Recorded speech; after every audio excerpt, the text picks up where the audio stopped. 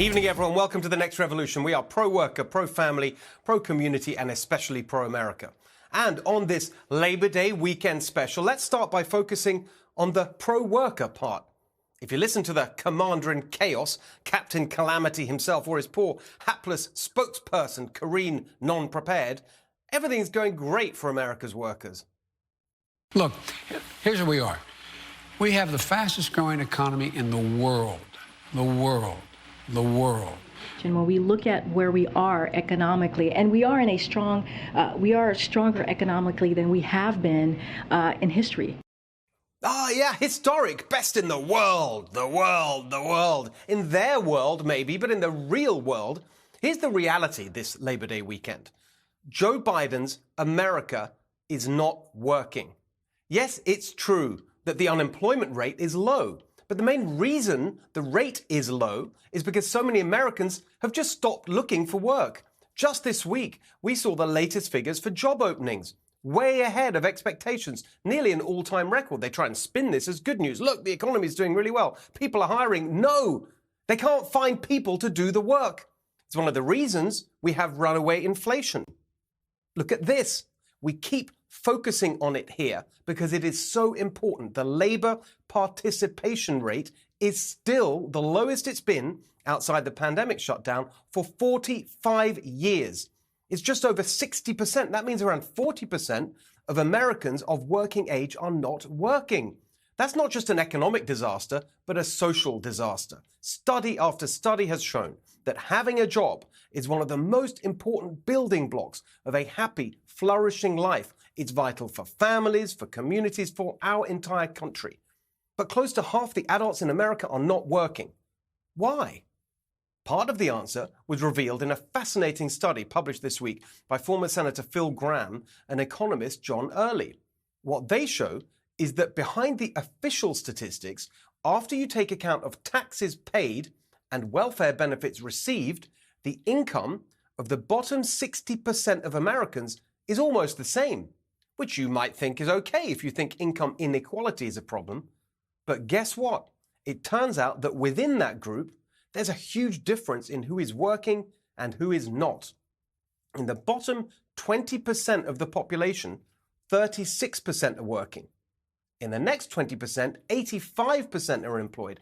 And in the next 20% after that, if you like the real middle class, the middle 20% of the whole population, nearly everyone is working, 92%. And yet, all three of these groups, after taxes paid and welfare received, have pretty much the same income. This is a staggering finding.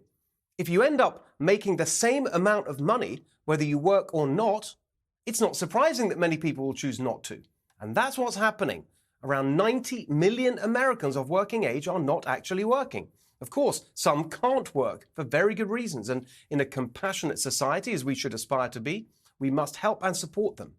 And of course, many parents will choose not to work in the economy in order to do the frankly much more important work of raising a family. Although we shouldn't make assumptions, as too many do, about which parent stays home and which goes out to work. But still, we all know from our own personal experience that we have many people who could work, who should work, but who are enabled to not work by the cushion of government stay-at-home subsidies. If today we had labour force participation at the highest it's ever been, instead of pretty much the lowest, another 20 million Americans would be working. So how do we move in that direction? Well, for a start, we could run the economy properly so it's worth working. With Trump, average weekly real earnings for workers, that's earnings after taking account of inflation, were up 8.7%. But under Biden, they've fallen by more than 5%. Obviously, that needs to change.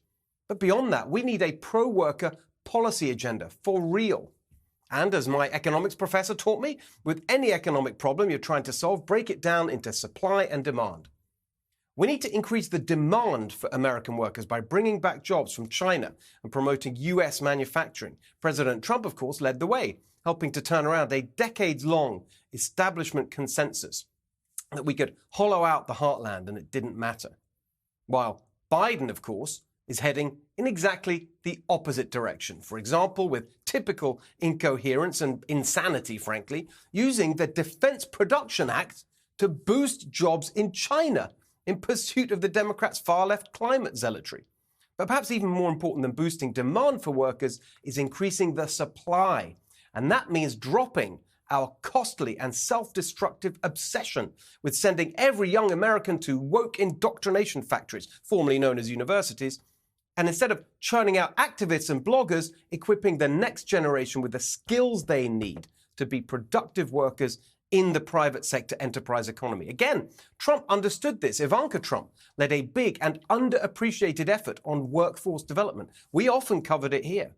Well, I think culturally, for a long time, we've created and perpetuated a narrative that there's one pathway to achieving the American dream, and it's four-year university. I think opening up the prism and saying there are many different pathways. It depends what it is that you want in your life, and taking the stigma away from those who choose alternative pathways, who choose technical school, vocational education. At the end of the day, it's about connecting workers with their passion, with their jobs. Republicans need to make this a priority. Don't just talk about being pro-worker, but actually do something about it. Ending unjustified government stay-at-home subsidies, boosting manufacturing and creating the jobs of the future here in America, equipping Americans with the skills and training they need to take those jobs.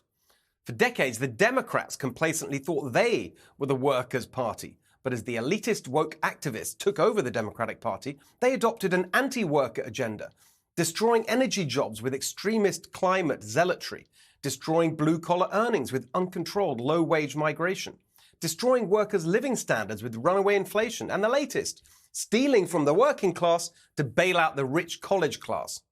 So now we can actually see what we've been saying here for years. The GOP is becoming a multiracial working class coalition, while the Democrats become the party of the rich, white, and woke. But Republicans have to deliver for workers. Don't take them for granted, like the Democrats did. Hey, Sean Hannity here. Hey, click here to subscribe to Fox News YouTube page and catch our hottest interviews and most compelling analysis. You will not get it anywhere else.